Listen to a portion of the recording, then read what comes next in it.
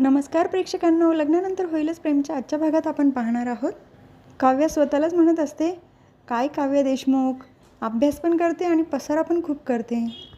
ती सगळे पुस्तक आवरत असते. त्याच वेळेला तिचा आणि बाळाचा स्केच काढलेला तिला दिसतो. रम्या येते तिथे. अरे वा, पार्थने छान काढला आहे स्केच तुझा आणि बाळाचा. बाय द वे, मी तुला जेवायला बोलवायला आली होती. काव्या सांगते, हो हो, मी आता येणारच होती, भूक लागलीच मला. रम्या म्हणते, अगं लागणारच, 2 जीवांची आहेस ना तू आता. सॉरी, सगळे तुला असंच म्हणत असशील ना, पण आता इथून पुढे नाही म्हणणार हां. काव्या सांगते, याच बोलण्याचा तर त्रास होतोय मला, खूप बर्डन वाटायला लागलंय का. रम्या म्हणते, काय तू काय बोलली, बर्डन वाटायला लागलंय का, मी काही चुकीचं ऐकलंय. काव्या म्हणते, नाही तू ऐकलं ते बरोबर आहे. तुझी मैत्रीण रश्मी जे बोलली ना ते पटतंय ग मला, माझा टायमिंग चुकलं आहे. रम्या म्हणते, तुझी ही अवस्था बघितल्यानंतर मी तर बाबा बाळाचा विषयच सोडून दिला. त्या दिवशी विजयला मीच विचारलं होतं, तुला लहान बाळ आवडतात का. आता इथून पुढे चुकूनही नाव नाही काढणार मी बाळाचं.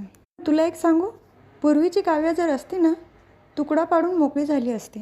बाळ नको असेल तर निर्णय घेऊन टाक. कोणीच तुझ्याबरोबर नसेल ना, अगदी पार्थसुद्धा, पण मी तुझ्याबरोबर नेहमी असेल. तर मी ताटं वाढायला घेऊ. तिथून निघून जाते. तर नंदिनी आणि जीवा रूममध्ये बसलेले असतात. तेव्हा नंदिनी सांगते, मला राहून राहून नयनाचा चेहरा समोर दिसतोय. किती रडत होती ती, वेदांत लवकर सापडायला हवा.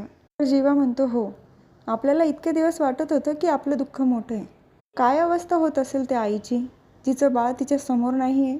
नंदिनी, आपल्याला वेदांतला शोधण्याची संधी मिळाली ना, ती आपण गमवायची नाही. कुठल्याही परिस्थितीत त्याला शोधून काढायचं. तर नंदिनी सांगते, आपण स्टेप वाईज सगळ्या गोष्टी लिहून घेऊया, म्हणजे आपल्याला वेदांतला शोधायला सोपं पडेल. जीवा एक डायरी काढतो आणि त्याच्यामध्ये सगळे पॉईंट लिहून घेतो. नंदिनीच्या लक्षात येतं की ती वयस्कर बाई बोलली होती नयनाला, तू पाळणाघरातनं आली आहे, दमली असशील, थोडं अत्तर लावून बघ. म्हणजे नक्कीच पाळणाघरात जाऊन आपण चौकशी केली ना, काहीतरी आपल्या हाती लागेल. पण उद्याच यशस्वी पाळणाघरात जाऊन बघूया. तर वसू आत्या रूममध्ये बसलेले असतात. रम्याची सगळी सर्टिफिकेट एका फाईलला लावत असतात. तेव्हा तिथे रम्या येते. काव्या मला स्वतः म्हणाली की तिला तिच्या बाळाचं ओझं वाटते. वसू आत्यांना तर धक्काच बसतो. काय, काव्या स्वतः तुला बोलली, जे तू एवढ्या दिवसापासून तिच्या पुढे चांगुलपणाचं नाटक करते ते कामी आलं म्हणावं. वसू आत्या तर खूप कौतुक करता रम्याचं. काय ग माझी ती पोर. वसू आत्या ही खोटारडी आणि तिची पोरगी खोटारडी. सो तर रम्या सांगते, मी काव्याला पटवून दिलं की तुला जर नको असेल तर निर्णय घेऊन टाक. आजच्या काळात हे काही एवढं अवघड नाही आहे अबॉर्शन करणं. तिला माझं बोलणं पटलं सुद्धा. वसू आत्या विचारतात, ती अबॉर्शन करायला तयार झाली. मी सांगते, अजून तयार तर नाही, पण ती थोड्या वेळ तिथं नक्की येईल आणि मला सांगेल की रम्या मला तुझं पटतंय, मला हॉस्पिटलला जायचं आहे, तू येशील माझ्यासोबत. वसू आत्या विचारतात, मग तू जाणार का. तर रम्या सांगते, हो मग जावं लागेल ना. देशमुखांची थोरली सून त्यांच्या वंशाच्या दिव्याचं पुढे काय करते याचे पुरावे कसे गोळा करणार आपण, असं म्हणून दोघी जोरजोरात हसतात. तर दुसरीकडे नंदिनी आणि जीवा पाळणाघरात येऊन पोचलेले असतात आणि तिथे एक महिला असते मुलांना सांभाळण्यासाठी. दोघं मध्ये आल्यानंतर आधी तर ती छान बोलते, तुम्ही काय घेणार, चहा की कॉफी, तुम्ही दोघं वर्किंग आहात का. जीवा म्हणतो, नाही, तुमचा काहीतरी गैरसमज होतोय. तर नंदिनी सांगते, आम्ही थोडी माहिती काढायला आलो होतो तुमच्याकडे. तर ती महिला विचारते, कशाबद्दल. नंदिनी सांगते, नयनाचा मुलगा वेदांत काल इथून बाहेर निघाल्यानंतर किडनॅप झाला, त्याबद्दल तुम्हाला काही माहिती सांगता येईल का. महिला त्या दोघांवरच चिडते, तुम्ही कोण आहात, पोलीस आहात का पत्रकार. हो येतो याच विषयावर चौकशी करतोय. आमचं काम फक्त एवढंच आहे, त्या मुलाच्या आईने इथे आणून सोडायचं, दिवसभर आम्ही लक्ष ठेवायचं त्याच्याकडे आणि ती महिला आल्यानंतर तिच्याकडे तिचं बाळ देऊन टाकायचं. बाकी इथून बाहेर पडल्यानंतर ते मूल जिवंत आहे की मेलं आम्हाला त्याच्याशी काही घेणं देणं नाही. तिने तर खूप चिडते, ओ बाई तुम्ही असं कसं काय बोलू शकतात, जिवंत आहे की नाही याच्याने तुम्हाला काही फरक नाही पडत, पण ती आई जेव्हा तिचं बाळ इथे ठेवून जाते तिला किती त्रास होत असेल याचा विचार केला आहे जरा. तिचा नाईलाज असतो म्हणून ती ठेवून जाते, पण तिची अजिबात इच्छा नसते तुमच्याकडे मुलं ठेवून जाण्याची.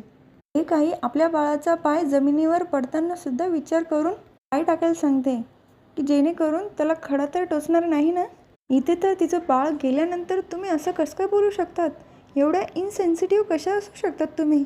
तुमची जर अशीच वागणूक असेल ना तर उद्या मुलांचा इथे आवाज येणार नाही, भयान शांतता असेल इथे. त्याच वेळेला एक बाई तिथे येते. आत येऊ का? ती पाळणाघरातली बाई म्हणते, हो या ना. नंदिनी जीवाला जाण्यासाठी सांगते, तरी देखील ते दोघं उठत नाही. ती परत म्हणते, या तुम्ही आता. जीवा नंदिनीला बाहेर घेऊन जातो. जी महिला बाहेरून आलेली असते तिच्याशी पण खूप छान बोलते.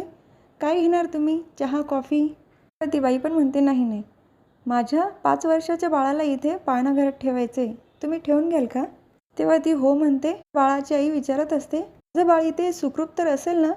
कारण काही दिवसापूर्वी पण मी 2 महिन्यासाठी माझ्या बाळाला पाळणाघरात ठेवलं होतं, पण तिथे पण एक मुलगा किडनॅप झाला म्हणून तिथून मी काढून घेतलं.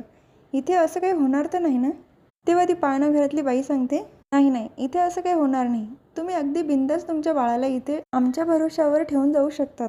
बोलणं जीवा आणि नंदिनी बाहेर उभे राहून ऐकत असतात. त्यानंतर तिथून ते दोघंही निघून जातात. तर पार्थ जेव्हा घरी येतो तेव्हा काव्या रडत असते. काव्या, असं का बसला तुम्ही आणि रडताय? काय झालं? काव्या सांगते, तुम्ही जे रम्याबद्दल बोलत होतात ना, ते खरं होतं. पार्थ विचारतो, रम्याबद्दल म्हणजे काय? काव्या सांगते, मला थोडा डाऊट होता म्हणून मी रम्याबरोबर बोलायला गेली, तर तेव्हा ती वसू आत्यांशी बोलत होती. ते बोलणं सगळं काव्याने दाराबाहेर उभं राहून ऐकलेलं असतं आणि सगळं ती पार्थला सांगते. ते ऐकल्यानंतर काव्याला तर खूप रडू येत असतं आणि पार्थ तिला जवळ घेतो. मी तुम्हाला आणि आपल्या बाळाला काहीच होऊ देणार नाही. मी सांगत होतो तुम्हाला, रम्यावर विश्वास ठेवू नका. तर काव्या कान पकडून त्याच्याकडे माफी मागते. परत तिला जवळ घेऊन शांत करतो. काव्या सांगते, काल रम्याची मैत्रीण आली होती, म्हणजे तिने बोलवलंच असेल. पण मला हेच सांगण्याचा प्रयत्न करत होती की मूल झाल्यानंतर आपली स्वप्न मागे पडतात. तिला पण IAS व्हायचं होतं, पण तिचे लग्न मुलं झाली म्हणून ती पण परीक्षा देऊ शकली नाही. मला आत्ता कळतंय पार्थ, हा सुद्धा रम्याच्या प्लॅनचा एक भाग होता. पार्थ तर खूप चिडलेला असतो. मी आत्ता जाऊन रम्याला सांगतो, तू आणि तुझी आई या घरातनं चालते व्हा. त्याला थांबवते. अहो पण कारण काय सांगणार आहात? तिला असे माझ्या विरोधात पुरावे जमा करायचे होते ना, करू द्या तिला. आता तुम्ही नाही बघायचं तिच्याबद्दल. आता ही काव्या पार्थ देशमुख बघेल रम्याचं काय करायचं ते. पार्थ तिच्याजवळ येतो. आता समजलं ना तुम्हाला रम्या काय आहे ती? आतापर्यंत तिने तुमचा वापर केला, तिला दाखवून द्या जुनी काव्या काय करू शकते ते. तर काव्या सांगते, हो नक्की दाखवेल ना, पण या कामात मला माझ्या बोक्याची मदत हवी आहे. पार्थ म्हणतो, तुम्हाला तर माहितीच आहे ना, माझी साथ तुम्हाला नेहमी असणार आहे.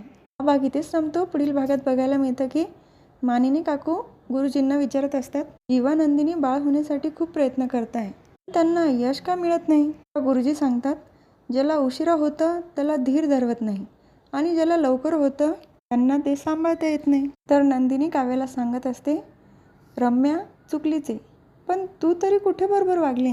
वसू आत्या गुरुजींना विचारत असतात, काव्याला बाळ होणार आहे ना? गुरुजी सांगतात, हो काव्याच्या हातात बाळ दिसतंय मला. तर रम्या म्हणते, काय? हा भाग इथेच संपतो. उद्याचा भाग पण खूप इंटरेस्टिंग असणार आहे प्रेक्षकांनो. तेव्हा उद्या पुन्हा भेटूया. लग्नानंतर होईलच प्रेमच्या पुढच्या भागामध्ये. तोपर्यंत माझ्या व्हिडिओला लाईक, शेअर, सबस्क्राईब करा. बेल आयकॉन दाबायला विसरू नका. धन्यवाद.